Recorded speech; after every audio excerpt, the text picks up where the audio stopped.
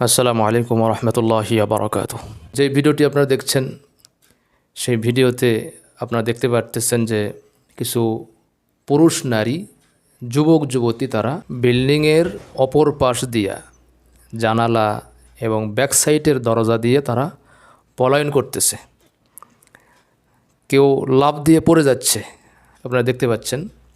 নিজের স্বামীকে রেখে হয়তো গেছে, পুরুষ হয়তো নিজের স্ত্রীকে রেখে চলে গেছে, নিজের স্ত্রীকে রেখে সে আরেকটা মেয়ের হাত ধরে সময় কাটাচ্ছে।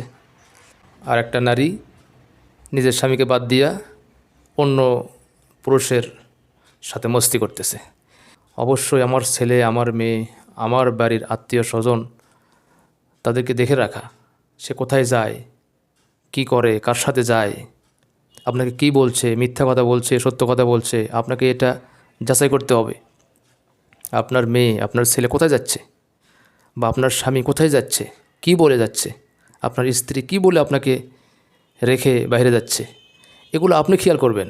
না হলে আপনাকে আল্লাহ তাআলা জবাবদিহি করবে প্রথমে, তারপরে যে গুনাহ করছে তাকে, তার শাস্তি পরে। বাকি আপনি যে তাকে বাধা দিতে পারেননি, আপনার একটা হক ছিল, তাকে আপনি আগলে রাখবেন, এটা সর্বপ্রথম আপনাকে প্রশ্ন করা হবে, তারপরেই তাকে প্রশ্ন করা হবে, তাকে জবাবদিহি করা হবে, শাস্তির সম্মুখীন করা হবে। যে ভিডিওটা দেখতেছেন এখান থেকে শিক্ষা নেওয়া। তারা দ্রুত নামতে গিয়ে পড়ে যাচ্ছে, এরা কিন্তু জানে যে এটা হচ্ছে খারাপ কাজ, অবৈধ কাজ, এটা অবশ্যই করা উচিত নয়। এটা কিন্তু তারা খুব ভালো করেই জানে। যার কারণেই একজন যখন বাধা দিতে গেল, ধরতে গেল, তখন সে পলায়ন করতেছে। তার মানে এই সমাজ জেনেই খারাপ কাজে লিপ্ত হয়।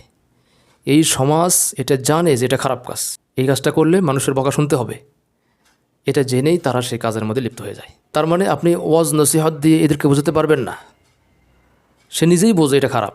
আপনি ওয়াজ করে আবার তো বোঝানোর কোনো প্রয়োজন নেই যে এটা খারাপ। এটা খারাপ, এটা বোঝানোর জন্য আপনার ওয়াজ করার কোনো প্রয়োজন নেই, কারণ সে নিজে জানে যে এটা খারাপ। সুতরাং এদের ব্যাপারে লাঠি ধরতে হবে, এদের শাস্তির আওতায় আনতে হবে, তাহলে এর একটা সুফল আসবে, ভালো ফল আসবে। আর নইলে শুধু ওয়াজ নসিহতে কোনো কাজ হবে না, এদেরকে ডাইরেক্ট লাঠি ধরতে হবে।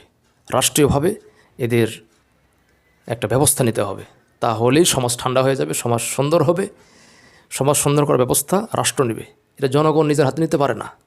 কারণ জনগণ একজনকে চর থাপ্পড় দিল, উপস্থিত সে তাকে বেজ্জতি করবে, অসম্মান অপমান করবে, এবং এর অনুপস্থিতিতে সে আবার সে কাজে লিপ্ত হয়ে যাবে। এই জন্য রাষ্ট্রীয়ভাবে যদি কোনো করার সিদ্ধান্ত আসে, তাহলেই সমাজকে সুন্দর করা সহজ হবে, এবং ভবিষ্যতে আদর্শ সমাজ গঠনে সহায়ক হবে। আল্লাহ পাক রব্বুল আলামিন আমাদের সকলকে বোঝার তৌফিক দান করুন। আমিন। আসসালামু আলাইকুম ওয়া রাহমাতুল্লাহি ওয়া বারাকাতুহু।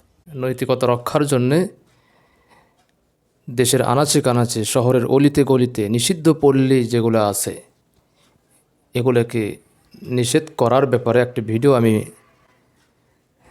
ভিডিও আমি বানিয়েছি, সেখানে আলোচনা করা হয়েছে।